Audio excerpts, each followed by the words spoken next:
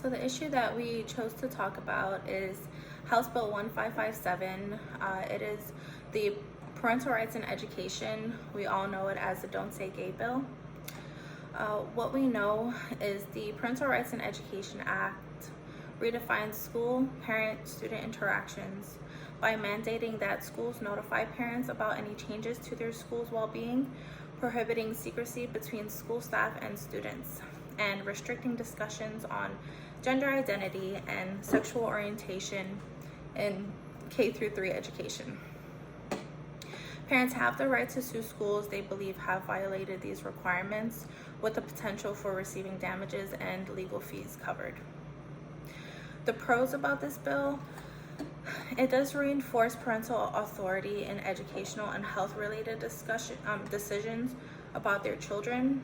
It provides a legal route for parents to challenge schools if they feel their rights have been violated. It establishes clearer guidelines for schools to communicate with parents, especially regarding health screenings or interventions for young children. But the cons about this bill: the ban on discussion of sexual orientation and gender identity for K through 3 students restricts early education on diversity and inclusivity. The law's vague language around age appropriate could extend restrictions beyond early grades, affecting broader discussions around LGBTQ+ topics. It risks increasing mental health challenges among LGBTQ+ students, with data showing 70% of LGBTQ+ youth reporting mental health issues linked to anti-LGBTQ+ policies. And legal risks may discourage schools from fostering open discussions or supporting LGBTQ+ students out of fear of litigation. Who this impacts: it impacts students by limiting access to early education about diversity, potentially affecting LGBTQ+ students' mental health and sense of belonging.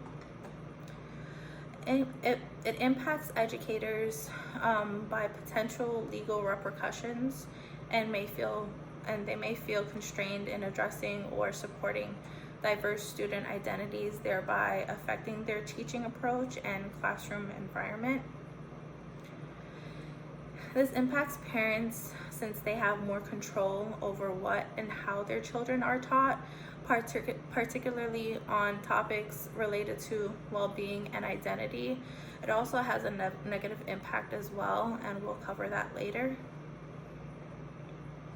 And it impacts school districts by possible legal challenges and increased scrutiny of curricula and policies around student identity and well-being, adding to administrative burdens.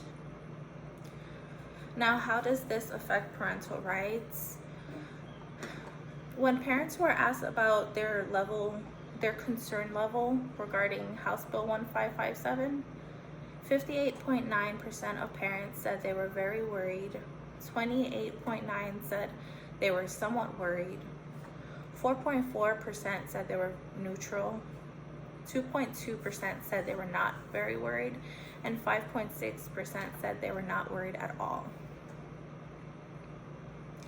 Among many concerns, LGBTQ+ parents worry that House Bill 1557 will normalize discrimination, causing long-term anxiety about their children's well-being. Children of LGBTQ+ parents have experienced bullying and harassment at school due to having LGBTQ+ parents.